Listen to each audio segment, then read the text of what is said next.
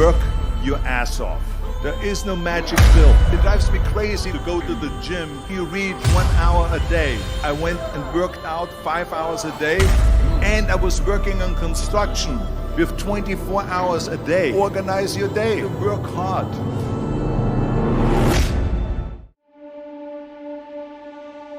I found that nothing in life is worthwhile unless you take risks. Nothing. Nelson Mandela said, "There is no passion to be found playing small and settling for a life that's less than the one you're capable of living." Now, I'm sure in your experiences in school and applying to college and picking your major and deciding what you want to do with life, I'm sure people have told you to make sure you have something to fall back on. Make sure you got something to fall back on, honey. But I never understood that concept, having something to fall back on. If I'm going to fall, I don't want to fall back on anything. I want to fall forward. I figure at least this way I'll see what I'm going to hit. Without consistency, you'll never finish. Everybody's got these stupid barriers they put in their own head. You got to resist those goddamn things because they don't do you any good, and they certainly define the potential for your future in a negative way that's not self-serving and it's not even real. You know, you put this artificial ceiling on the potential for what you're doing. If you hit a wall, okay, that just means you need to regroup and rethink. It doesn't mean that wall's there. We have so many doubters, as I've said earlier, the no-sayers. We have so many of those people that say no and you can't do it, it's impossible. That is okay because we just turn off, as I said earlier, and we listen and we hear the no being a yes. You can't do it, you can do it, and all of that. So that is possible to do that amongst all the negative people around you. But when you start doubting yourself, that's very dangerous. Because now what you're basically saying is that if my plan doesn't work, I have a fallback plan, I have a plan B. And that means that you start thinking about plan B, and every thought that you put into plan B, you're taking away now that thought and that energy from plan A.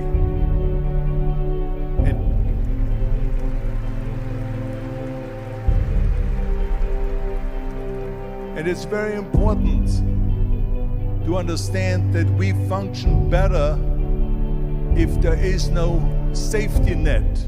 Don't be afraid to fail big, to dream big. But remember, dreams without goals are just dreams.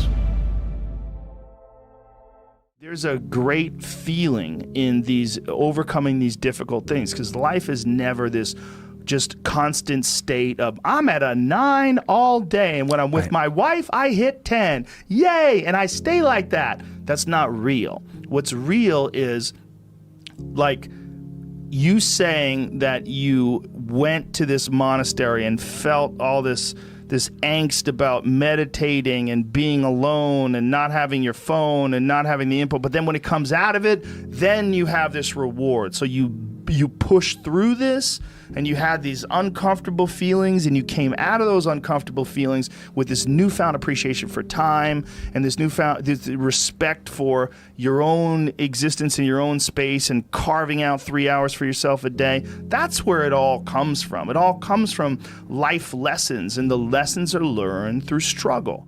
You will fail your way to greatness. Most people allow their fear of failure to outweigh their desire to succeed. When you're willing to fail again and again and again, when you make up your mind to become unstoppable, when you make up your mind to become a no matter what person, then that will then give birth to a part of yourself that you don't know right now. Imagine, if you will, being on your deathbed and standing around your bed, the ghost of the dreams, the ideas, the abilities, the talents given to you by life, and that you, for whatever reason, you never went after that dream. You never acted on those ideas. You never used those talents. You never used those gifts. And there they are standing around your bed looking at you with large angry eyes saying, we came to you and only you could have given us life. And now we must die with you forever. See, most people stop short of their dreams and park and get off the highway of life because of the rejections of life. You will always be rejected. It's no big deal. Jack Canfield said rejection is a myth. It's not like when somebody says no and then they slap you. No, it's just, to me, make no your vitamin. Get excited about the no. Why? Because every time someone says no, that brings you another step to a yes. You're getting closer. Trust me, you will win if you don't quit. You will win if you don't quit. Even a broke clock is right twice a day. As you go through the challenges of life and you look at it and embrace whatever comes to you, don't run from it. Step toward it. Don't try and duck it like most people do. See, most people want it easy. See, if you, easy come, easy what? Easy go. See, but when you go at what you're going to deal with and you deal with the difficulties of it, when you handle those hard things close at hand, making those hard decisions right now that you don't want to make, learning those things that you don't like to do, but you know that in order for you to get where you want to go, this is one of the hoops that you have to flip through. And I'm saying to you, whatever you got to do it, because if you don't, life is going to whoop you until you surrender.